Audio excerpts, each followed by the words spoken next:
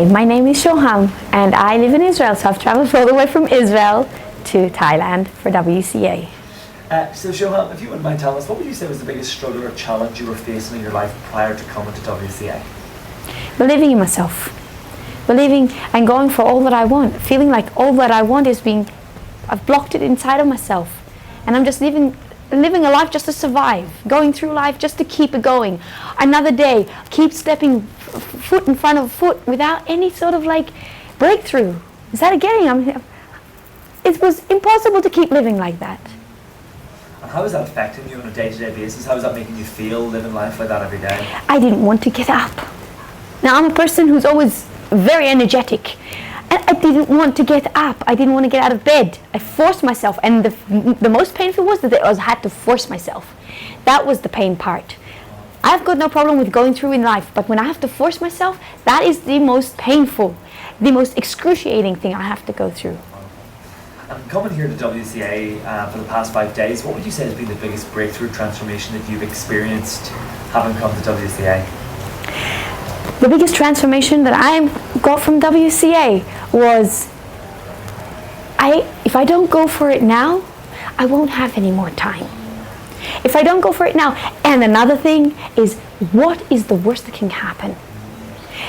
First of all, the worst that can happen if I don't go for it, that there will be the biggest regret of my life. And regret is the most painful thing for anyone to severely have to go through. I am not willing to regret. I've got so much more, and I want to go and I want to live. I've got an appetite for life. So this is your second time back here to Koh Samui, Thailand, WCA? This is my second time coming back to Thailand, Koh Samui, and being in the WCA. The reason why I came back the second time is I felt like last time, although I passed with flying colors, it was too easy. It was like there was so much more. I put it at too much of a small goal.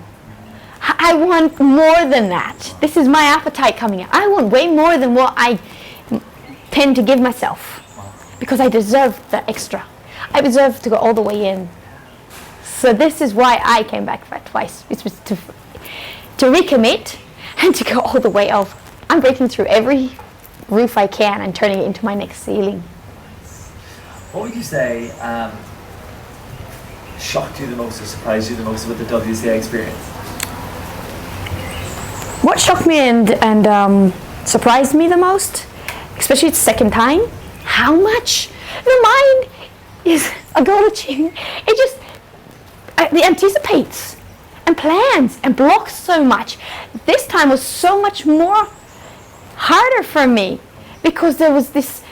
My brain knows what comes next, or is always.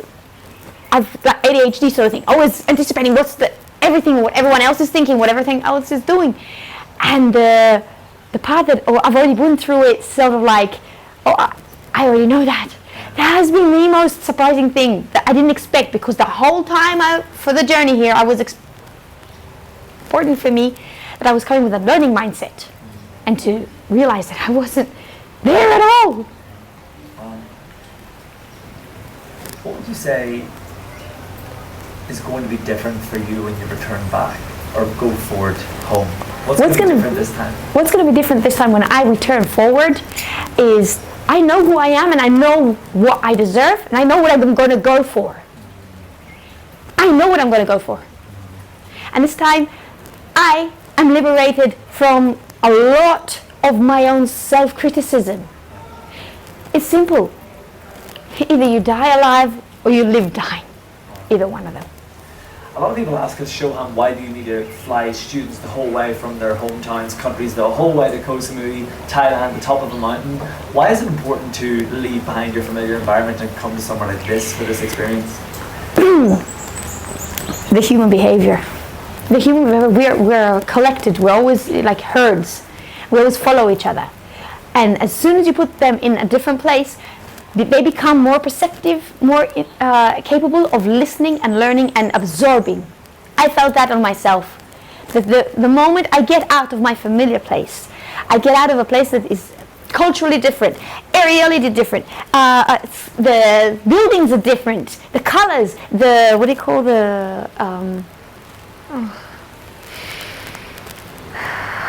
The weather is different.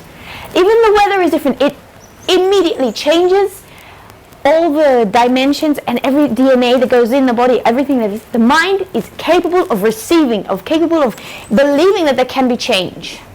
Beautiful. And last but not least, here, Shoham, what advice would you give to someone who's maybe listening right now, who's thinking of becoming the WCA? They want to transform, they want to change, but they're sitting on the fence. What would you say to those people?